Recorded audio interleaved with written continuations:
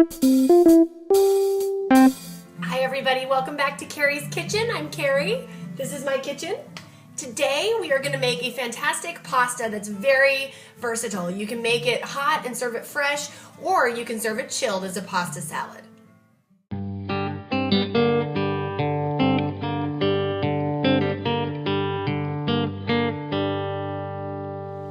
Okay, so the first step is going to be my farfalle or bow tie pasta.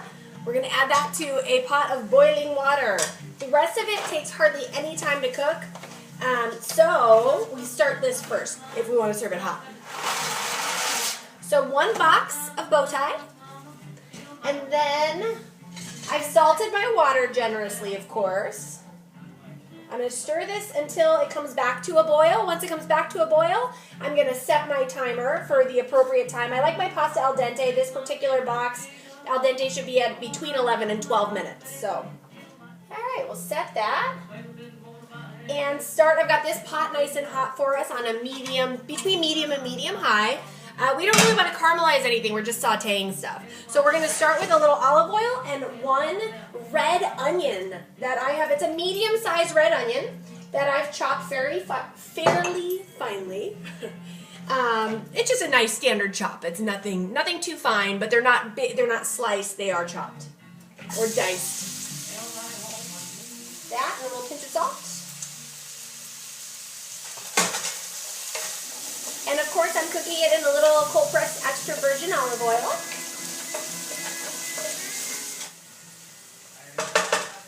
All right, so now that my red onion's looking nice and translucent, I'm going to add 1 rounded teaspoon of marinated green peppercorns. They're jarred, and you can find them in the section where you find jarred roasted red peppers, your artichoke hearts, all that good stuff.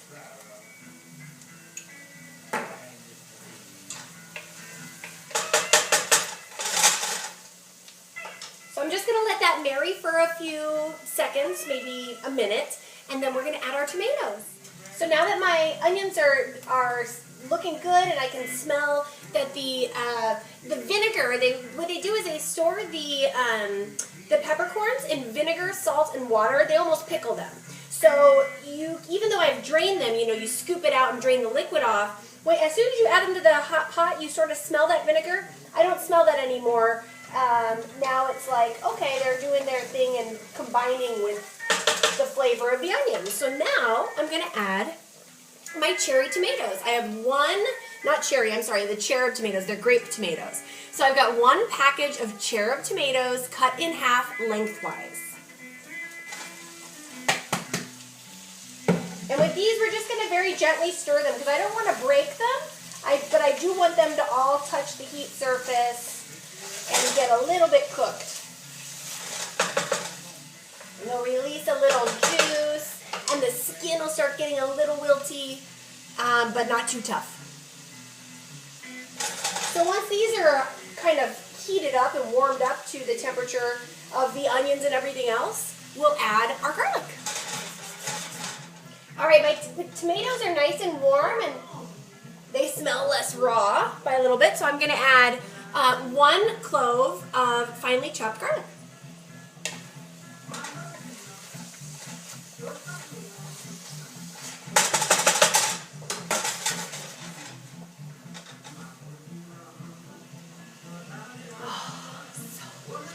All right, so this is looking great. What I want to do is add my artichoke hearts. I've got 2 cans of marinated artichoke hearts, not the ones that are just in salt and water in a can, but a jar of marinated in olive oil with seasonings artichokes. I've drained them. They're quartered in the jar. I've drained them, and then I've cut each quarter into halves or thirds depending on the size, just so that they're a good little bite size to have in here.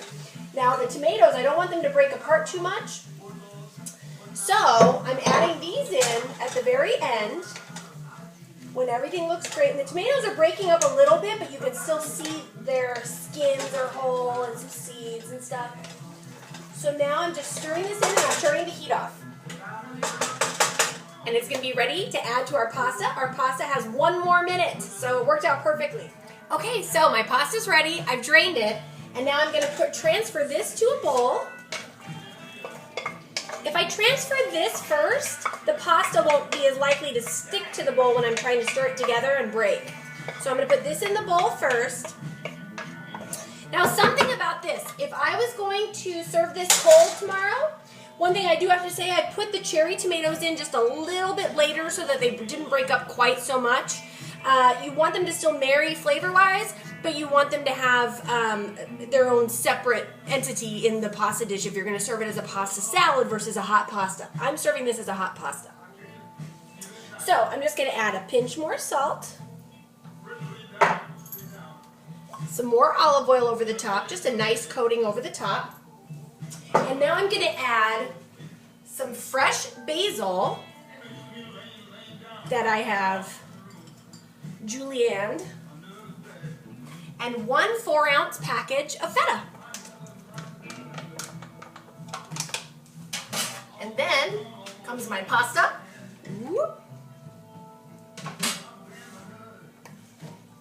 And then we're just going to kind of toss it together gently so that each pasta noodle is covered but nothing gets too broken up. Oh, it smells so good. I like to cook the cherry tomatoes when I'm serving it hot, just that little bit longer because it makes it just a touch saucier without having to add too much more oil. Whereas if I was going to serve this cold, I'd put them in a little later and they'd be a little firmer and you wouldn't have quite as much tomato juice coming out of them until you bit into them. And there I have it. Oh, looks so good. I can't wait to eat it.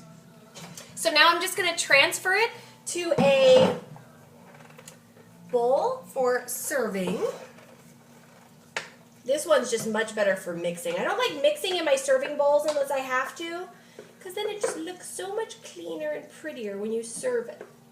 You've got the bright green of the fresh basil that you added at the end because it hasn't been cooked in there.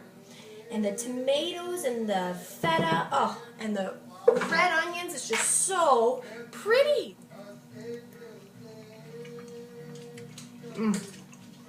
It's perfect. I hope you enjoy this as much as I do. Bright, acidic flavors with earthy and, oh, it's just so good. Enjoy. I hope you enjoy.